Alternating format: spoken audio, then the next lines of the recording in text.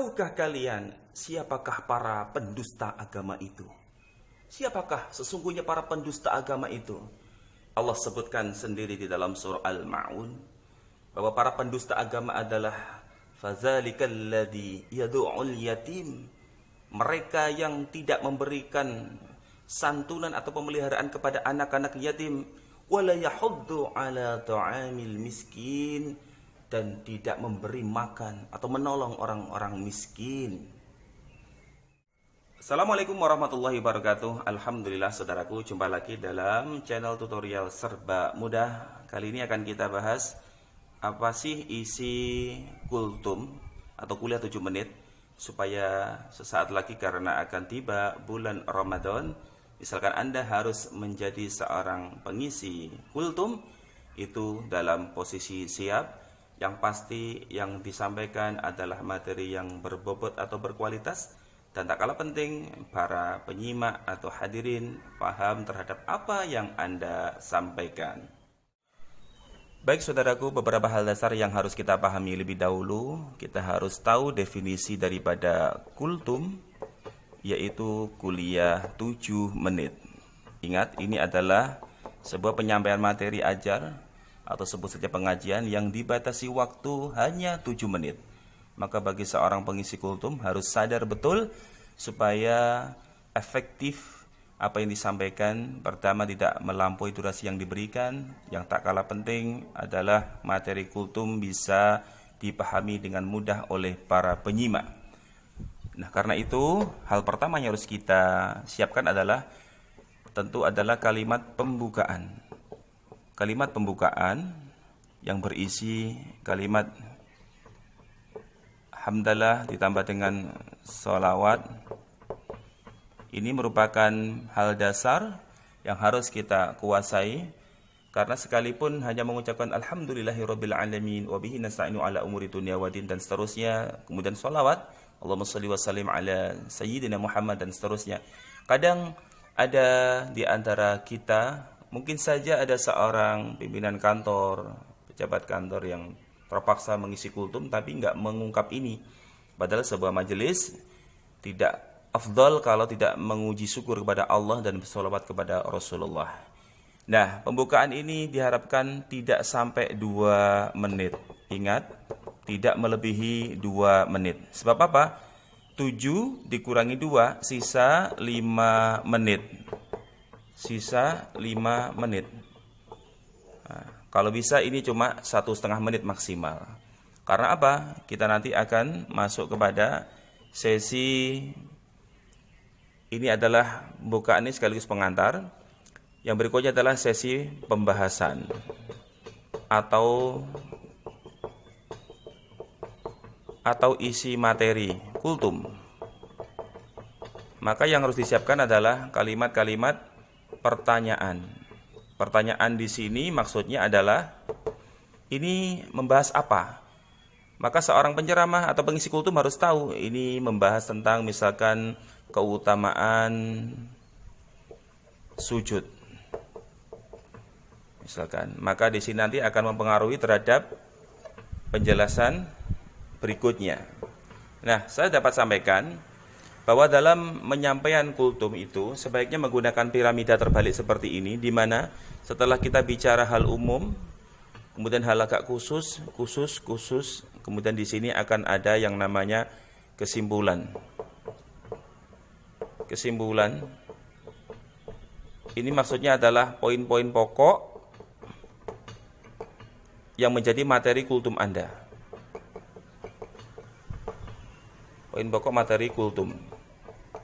Nah, ingat saudaraku, suka tidak suka, mau tidak mau kita harus menyiapkan dalil atau istilahnya cantolan ayat Quran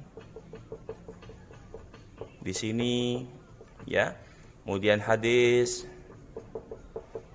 kemudian mungkin juga qaul ulama, dan beberapa kisah singkat. Nah, contoh ya, kalau kita bicara sujud di sini, misalkan kita bisa sebutkan bahwa di antara ciri dalam surah Al-Fatah itu disebutkan bahwa ciri pengikut Rasulullah adalah simahum fi wujuhi min asari sujud. Nah, kita bisa mengutip ayat itu, ayat yang terakhir surat Al-Fat itu tentang sujud sebagai salah satu tanda pengikut Rasulullah. Maka di sini nanti akan bicara tentang hadis bahwa menyampaikan bahwa melaksanakan atau bersujud itu merupakan keutamaan karena Nabi pernah berwasiat kepada seorang pelayan beliau bernama Sauban bahwa alaika bikasri sujud. Nah, misalkannya di sini hadis yang terkait dengan sujud.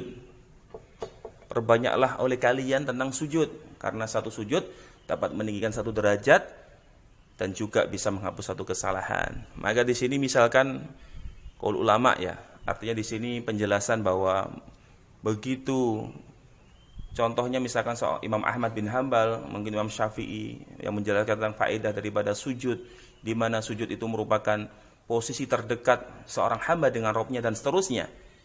Nanti maka di sini akan terjelaskan juga misalkan tambahan sedikit manfaat sujud bagi kesehatan dan seterusnya. Maka akan bisa disimpulkan di sini poin-poin penting bahwa seorang mukmin misalkan, seorang mukmin yang bisa bersujud tepat waktu, yang bermakna bahwa itu merupakan sholat tepat waktu, itu sangat bersyukur sekali, karena itu adalah sebuah nikmat.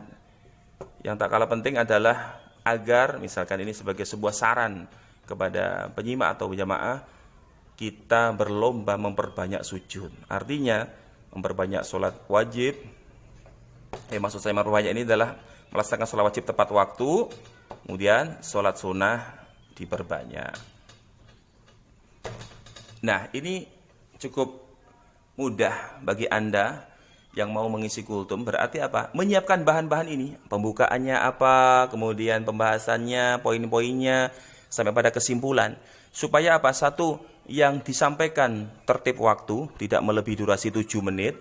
Kemudian, materi-materinya berisi poin-poin yang mudah dipahami oleh para penyimak. Jangan sampai kita menyampaikan sesuatu yang membuat orang lain pusing. Kita aja pusing apalagi orang lain. Allah a'lam bishawab. Akan saya contohkan demikian. Assalamualaikum warahmatullahi wabarakatuh. Alhamdulillah, assalatu wassalamu ala rasulillah wa ala alihi wa sahbihi wa mawalah. Alhamdulillah saudaraku, saya berkesempatan menyampaikan ilmu di dalam majelis kultum kali ini.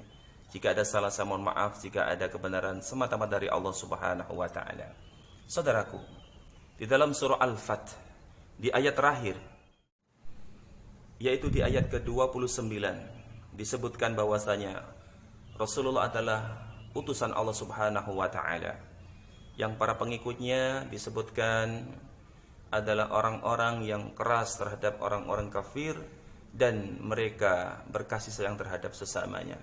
Kita akan ketemu pada bunyi ayat yang begini, simahum fi wujuhihim min asari sujud, maka terdapat tanda bekas sujud di wajah mereka. Kita jadi bertanya, apakah sujud ini sesuatu yang istimewa sehingga menjadi sebuah tanda membekas bagi mereka yang kelak akan bertemu Rasulullah? Kita umat akhir zaman yang secara zahir tidak bertemu Rasulullah, ternyata kelak akan dikenali. Saudaraku, menarik untuk membahas tentang sujud. Sungguh Rasulullah SAW telah bersabda supaya kita memahami lebih yakin. Sujud disebut oleh Rasulullah, aqrabu ma yakunul abdu min rabbihi wa huwa sajidu. Sedekat-dekat seorang hamba dengan Rabb-nya, dengan Tuhannya adalah ketika dia sujud. Fa'aksirud doa, maka perbanyaklah doa. Perbanyaklah doa. Luar biasa. Sujud ini telah disebut Nabi adalah posisi terdekat seorang hamba yang penuh dengan dosa dengan Rabb-nya, maka dia diberi kesempatan untuk berdoa. Ingat dalam satu ayat Allah sebutkan, ud'uni astajib lakum. Berdoalah, memintalah kepadaku, niscaya akan aku kabulkan. Maka saudaraku, sujud adalah sebuah keistimewaan. Apalagi Nabi pernah mewasiati kepada seorang pelayan beliau, pembantu beliau, dengan kalimat alaika bikasratis sujud. Perbanyaklah olehmu melaksanakan sujud. Perbanyaklah oleh melaksanakan sujud karena apa? Satu sujudmu yang dilakukan karena Allah subhanahu wa ta'ala itu akan meninggikan satu derajat dan juga menghapuskan satu kesalahan. Luar biasa. Allah memberikan sebuah jaminan bagi mereka yang suka sujud.